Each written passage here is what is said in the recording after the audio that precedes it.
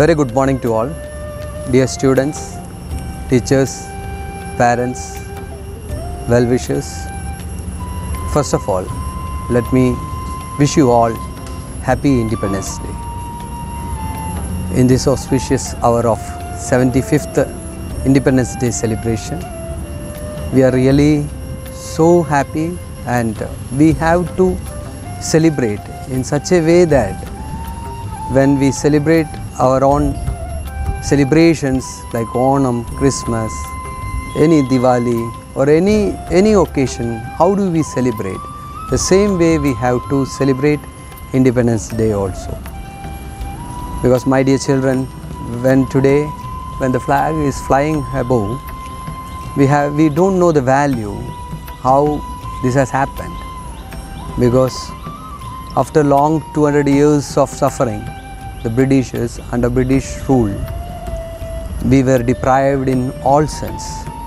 Leaders like Mahatma Gandhi, Jawaharlal Nehru, Bhagat Singh, many great freedom fighters, they have fought for this noble cause. Today, when we enjoy freedom, we have to think, what is freedom? How do we live? What is the purpose of our life? How the country can be protected by our own involvement. So India is the largest or greatest democratic country. So democracy can be protected only by the individuals who are living in the country. 130 crores of Indians who live here are all responsible. Each and every individual is responsible for protecting this country's unity, democracy and all such noble causes. So we feel the country is protected by our soldiers or the President of India or the Prime Minister of India or the state chief minister will look after the country. It's not like that. It's everybody's responsible. Right from childhood, everybody should have the feeling of patriotism. We have to protect our country. We have to serve our country. It's not like what we get from the country, what we can give to the country is very important. Children, now you may think, I in this age, what should I do to protect my country? How can I preserve democracy?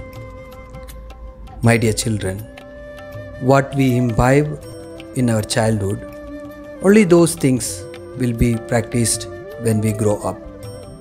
So today, when you inculcate virtues like unconditional love, always speaking truth, not harming any living creatures, and in this age, very systematically moving forward for achieving your own targets by balancing studies, playing and entertainments, by which being happy and making others happy. Finally, it means you are contributing immensely to the country and thereby to the entire universe.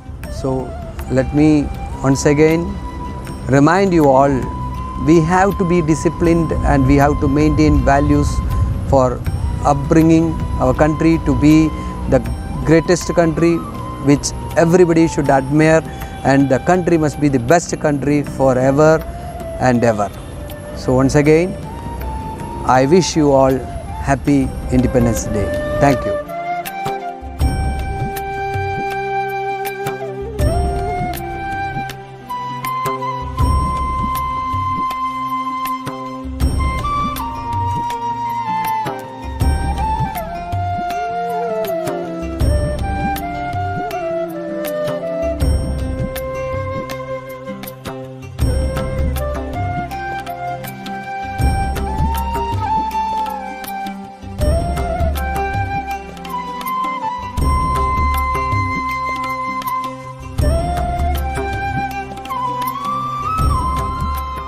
Dr. Vijayan Anand, Dr. Balambika, members of the staff of the BSS College, student fraternity, and dear friends. Our schools and colleges have largely remained closed during the last year and a half because of COVID-19. Situation has since improved.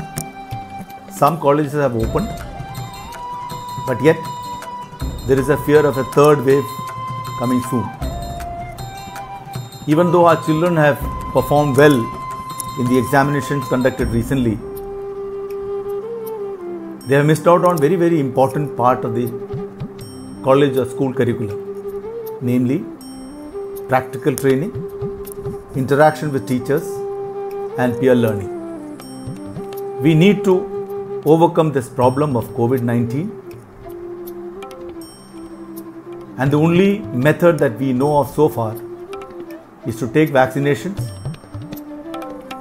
maintain social distancing, and use of face masks.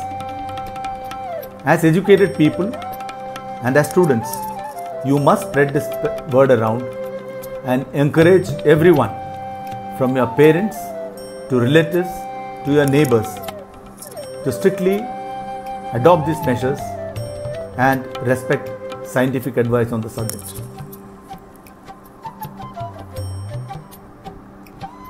Ever since the onset of COVID-19, things have looked a little gloomy. However, the silver lining recently has been the performance of our sports team athletes at the Tokyo Olympics. This Olympics itself, scheduled to be conducted in 2020, had to be postponed to 2021. Our athletes have done us proud by winning the largest number of medals won by India so far. We have even won a gold medal in athletics, the first time ever. Most of these athletes hail from very humble backgrounds and have come up through their sheer hard work, determination, and commitment, going only to prove that given an opportunity and resources, our children are capable of producing wonders. But somehow, sporting activities have taken a backseat, unlike yesteryears these days. This could be probably attributable to the advent of mobile phones, wherein children usually remain glued on to either a mobile screen or a TV screen, and thereby missing out on sporting activities. The Duke of Wellington had once famously said that the Battle of Waterloo, in which Napoleon was defeated by the Duke, was won in the playfields of Eton. Eton was a famous public school in Britain, and this produced a large number of senior military officers, administrators, and even church officials. Primarily meaning to say that the school had taught them the importance of discipline, honorable conduct, and inculcated in them great leadership qualities. So that's what the school plays. We also need to therefore focus on sporting activities, so that not only should we keep ourselves physically fit, but also encourage our children to develop leadership qualities. This year has also been the 50th anniversary of our victory over Pakistan in the 1971 war. This was a decisive victory wherein Pakistani troops located in East Pakistan surrendered en masse to the Indian Army, 95,000 of them. This is the second largest surrender of any military force in history. 95,000 soldiers laid down their arms and surrendered. We lost as many as around 4,000 soldiers killed and a few thousands were maimed. This is an occasion to remember them and also for the nation to tell its soldiers that they do care for the well-being of the soldiers, their families and dependents. The last year also witnessed an attempted intrusion by the Chinese into the Galwan region of Ladakh. Our troops located there gave them a befitting reply and did not allow the intrusion to take place, even at the loss of many precious lives, including that of the company commander. We have succeeded in conveying an unmistakable message to the Chinese that we no longer are the Indian Army of 1962 and that they cannot take us for granted. They attempted a similar intrusion in 2017 in the Sikkim region in Doklam Plateau, which again was dealt with very effectively. Chinese, however, have continued to develop their infrastructure in Tibet for military purposes, and the threat shall always remain. Our soldiers therefore are on vigil, deployed in super high altitudes of the Siachen Glacier at altitudes of around 21,000 feet, the high altitudes of the Himalayas, the jungly areas of the northeast, and even the deserts of Rajasthan. Future threats need not necessarily emanate through conventional means. It could also be in the cyber domain. It could also be indirectly through manipulation in social media or even a biological threat. This COVID-19 pandemic itself is being referred to as a biological attack launched by the Chinese against some of their adversaries. We cannot rule out such a possibility. So therefore, in any future conflict, citizens of the country will have also to play a major role, while at the same time taking care that they do not get manipulated through various social media messages meant to incite the public. Our soldiers are the best in the world. You can rely on them and trust them to deliver at a time of need.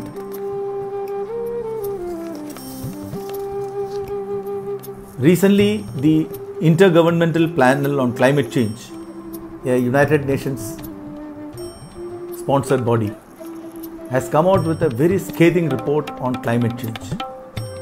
Climate change is real. Sea levels are rising. Forest fires are on the increase. We have, in the last year itself, we have seen fires raging in the Amazon forests of Brazil, in the Californian region of United States, in Greece, and many other parts. And it has taken much longer to put them out. We have seen sudden flooding in areas of Germany, Western Europe, and even in China. We have seen heat waves, sea levels rising, excessive rains in areas which did not have so much of rainfall, droughts, and many other climatic changes which have never happened earlier. So the global warming is therefore taking place at a much faster pace than what it was happening earlier. We need to make our children aware of this, the consequences, and educate them not only to take steps to avoid global warming, but also to use natural resources which are finite in a more judicious manner. It's also a stark warning to Kerala, wherein number of our coastal areas are going to get inundated by rising tides. Rising seawater levels will not only destroy these coastal regions but also bring about salinity in the water in the region, thereby causing problems of drinking water, irrigation, farming and things like that. So therefore, it's very, very important that we teach our children about the importance of climate change and inculcate in them a quality of judicious utilization of resources. And lastly, I would like to say a few words about the role of teachers in the lives of students. As in the case of soldiering, teaching too is a very, very noble profession. It is not done for just salary's sake. You are the people who are going to mold our future generations. You are the ones who are going to groom our children for the future. You are the ones to prepare these children to face this harsh, difficult world, fast changing world, which you have yourself as yet to see. You are going to develop a relationship with these children, which is going to be a lifelong relationship, as close to or if not closer than what they have with their parents. And hence, you need to remain committed, dedicated, sincere and honest to your pupil. It is only then that your college, your school, your institution will be able to develop these children into effective leaders of the future and thus contributing to the capability of our nation. While doing all this, you should also not lose sight of human qualities, which is going to be yet another challenge. Well, ladies and gentlemen, it's been a pleasure interacting with you this morning. I am grateful to the administration, your management, for giving me this opportunity. I wish you all a wonderful Independence Day and a fabulous year ahead. All the very best. Thank you very much.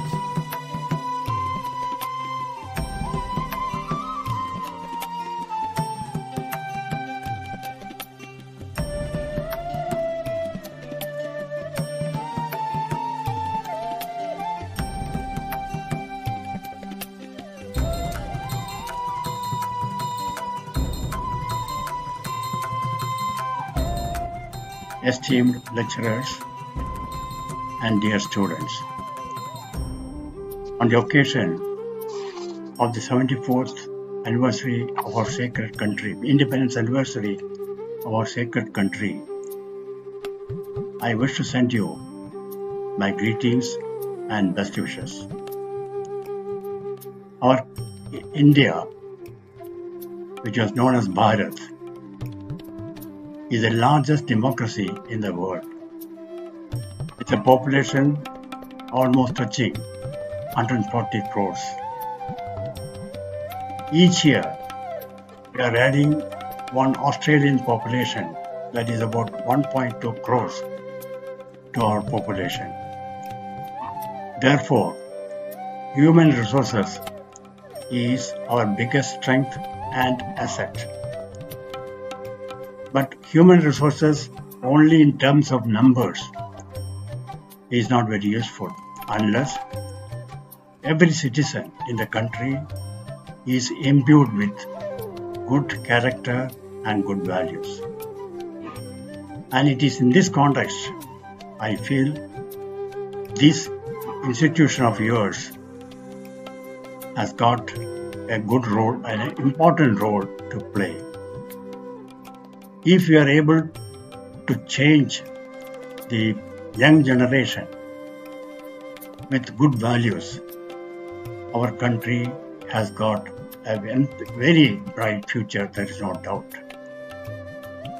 Therefore, it is my earnest request to the lecturers and the principal to see that the students going out of this institution are imbued with excellent character, values and principles. Thank you very much.